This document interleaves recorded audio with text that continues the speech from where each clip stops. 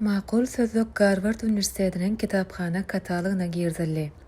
Geçen yıl Türkmenistan'ın hemişelik bir taraplığının 30 yıllık münasibetli çapdan çıkan Maqul sözlük sözlüğü dünyanın en avraylı yuqarı oku mekteplerinin biri olan Garvard Üniversiteti'nin kitapxanasının resmi kataloguna girzildi.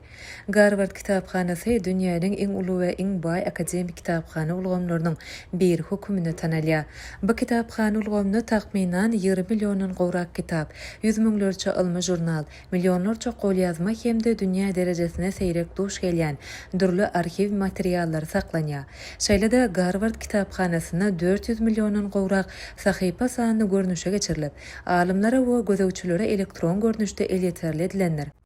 Garvard kitapxanası 70'den qowrak aýratyn kitapxanadan ibaret bolup, olaryň hataryny dünýäde giňden tanalýan Weizsäcker kitapxanasy, Hawthorne kitapxanasy hemde Garvard hukuk mektebi kitapxanasy ýaly öňdobarjy ilmi merkezleri bar. Kitapxana Amerikanyň Birleşen Ştatlarynyň Massachusetts ştatynyň Cambridge şäherine ýerleşýär. Resmi katalog maglumatlary Garvard Üniversiteti'nin Hollis adly resmi katalog ulgamyna yerleştirilen maglumatlara göre Maqul English Turkmen Dictionary, İngilizce Türkmence sözlük, Weizsäcker kitapxanasynyň ýygynysyna girzildi. Kitap Orta Günnägary we Merkezi Aziýa bölümi boýunça klassifikasiýa edilip, Weizsäcker kitapxanasynyň bölümine saklanýar. Katalog maglumatlaryna aşagdakylar görkezilýär. Awtor düzüji Dr. Dowran Urazgalyjew. Neşir edilen ýer Amerikanyň Birleşen Ştatlary. Neşir edilen ýyl 2025-nji ýyl. Gowrumy 453 sahypa. Dilleri inglizce we türkmençe. Tema English Language Dictionaries Turkmen. Sözlük barada Mälim bolşaly geçen ýyl neşir edilen Maqul English Turkmen Dictionary General, Law, Business, Medicine, All, Sports adly sözlükde 16.500'den gowrak inglizce söz türkmen diline terjime edilýär.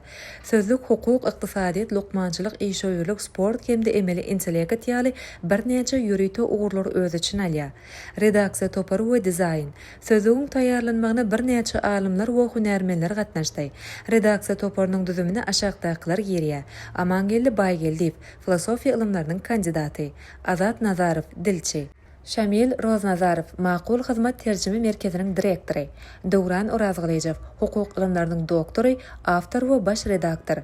Kitabyň kompýuter dizaýny ýaş hunärmen Ismail Urazgalyjew tarapyndan ýerine ýetirildi.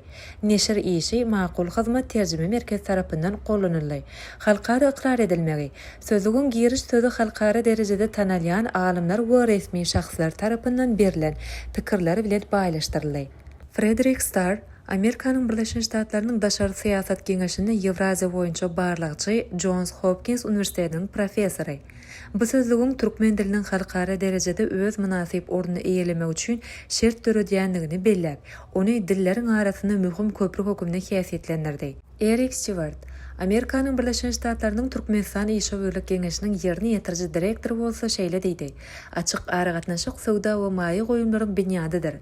Bu kitap ýurdumyzyň arasynda uzak möhletleýin hyzmatdaşlaryň giňelmegine goşunt goşar. Amazon arkaly el yeterli. Maqul sözlügi häzirki wagtda dünýäniň en iri online kitap platformasy bolan Amazon arkaly hem satyn almak üçin el yeterlidir. Ähmiýeti Maqul sözlügiň Garvard ýaly Avril akademik kitapxananyň resmi kataloguna girzilmegi türkmen diliniň halkara ilmi jemgyýetçiligine näki ordunyň pogtalanmagyna hemde ony ilmi we akademik çeşme hökümine tanatmagy uly goşunt goşýar.